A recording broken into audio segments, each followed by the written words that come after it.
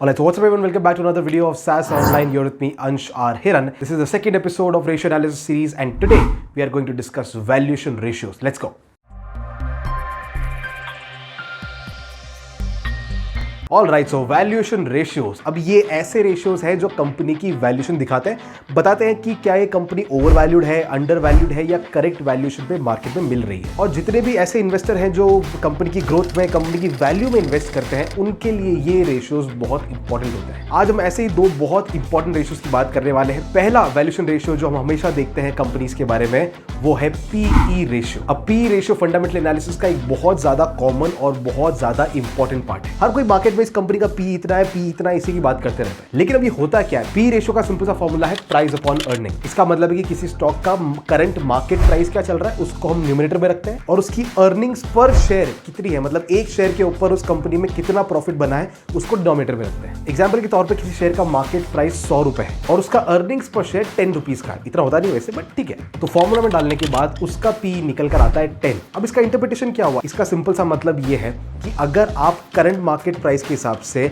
अगर इस कंपनी में इन्वेस्ट करते हैं तो 100 रुपए देने के बाद आपको इस कंपनी से ऑन एवरेज 10 रुपए का रिटर्न मिलेगा, यानी लगभग 10% का। और ये जो P10 हमारे पास निकल के आया, इसका सिंपल सा मतलब है कि अगर आपको कंपनी से 1 रुपए का रिटर्न लेना है, उसके लिए आपको इस कंपनी में करंट मार्केट प्राइस के हिसाब से 10 रुपए इन्वेस्ट करने पड़ेंगे। अब मान लो दूसरी तरफ कोई कंपनी है जिसका मार्केट प्राइस 50 रुपीज है और दूसरी तरफ अर्निंग्स उसकी भी 10 है, तो उसका पी रेशियो निकल कर आएगा 50/10 यानी कि 5, यानी कि 5 रुपए इन्वेस्ट करके आप 1 रुपए का प्रॉफिट कमा सकते हो। अब अगर आपको चॉइस दी जाए कि एक तरफ आप 10 रुपए लगाकर 1 रुपया कमाओ, दूसरी तरफ आप 5 रुपए लगाकर 1 रुपया कमाओ, एज अ शेयर इन्वेस्टर आप क्या चूज करेंगे? ऑफ कोर्स 5 वाला ऑप्शन, राइट?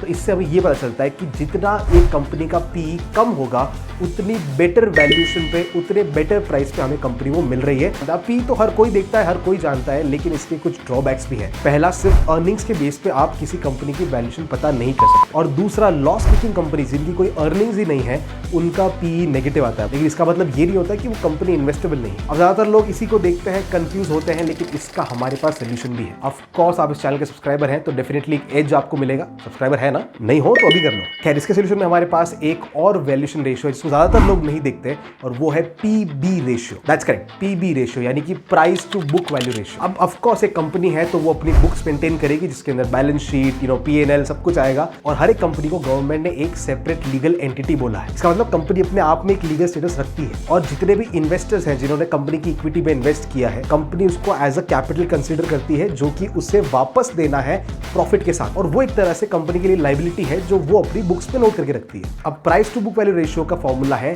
प्राइस यानी current market price of the share divided by the current book value of the share. मतलब एक शेयर का करंट मार्केट प्राइस क्या है और कंपनी की जो बुक्स है उसमें एक शेयर की वैल्यू कितनी दे रही है, कितना पैसा कंपनी अपनी बुक्स के अंदर एज अ लायबिलिटी मानती है एक शेयर के ऊपर। अब लोग इसको एक ही समझते हैं, लेकिन जो मार्केट प्राइस है वो डिमांड एंड सप्लाई से फ्लक्चुएट हो सकता है, कभी ऊपर चला जाता है, कभी नीचे चला जाता है। लेकिन बुक वैल्यू जो है वो कंपनी के जो नॉर्मल कोर्स ऑफ बिजनेस है उसके बाद जो उसका रिजल्ट आता है, प्रॉफिट लॉस, उन सबके बाद निकल कर आती है और इन दोनों में बहुत फर्क हो सकता है। एग्जाम्पल के तौर पर मान लो किसी कंपनी का मार्केट प्राइस 100 रुपीज है और उसकी बुक वैल्यू में एक शेयर का प्राइस 50 रुपीज ही है, तो उसका पीबी रेशियो 2 निकल कर आएगा। और इसका सिंपल सा इंटरप्रिटेशन ये निकल के आएगा कि कंपनी की बुक्स के अकॉर्डिंग अगर आपको कंपनी के 1 रुपए का मालिक बनना है तो आपको इस कंपनी में करंट मार्केट प्राइस के हिसाब से 2 रुपए इन्वेस्ट करने पड़ेंगे। अब यहीं पे अगर इसकी मार्केट वैल्यू 200 रुपए होती तो इसका पीबी होता 4 और आपको 1 रुपए का मालिक बनने के लिए कंपनी में 4 रुपए पे करने पड़े। और मान लो कोई क्रैश आता है जिसपे सारी कंपनीज की मार्केट वैल्यू घटती है और यही कंपनी का शेयर आपको 50 रुपए में मिलता है, तो फॉर्मूला में डालने के बाद इस कंपनी का पीबी निकल के आता है 1, यानी कि आप 1 रुपया पे कर रहे हैं और आपको कंपनी के अंदर 1 रुपए की वैल्यूएशन मिल रही है according to its books, which is absolutely great for value investors. To conclude, दो तरह के वैल्यूएशन रेशियोज हम देखते हैं। पहला है पीई और दूसरा है पीबी,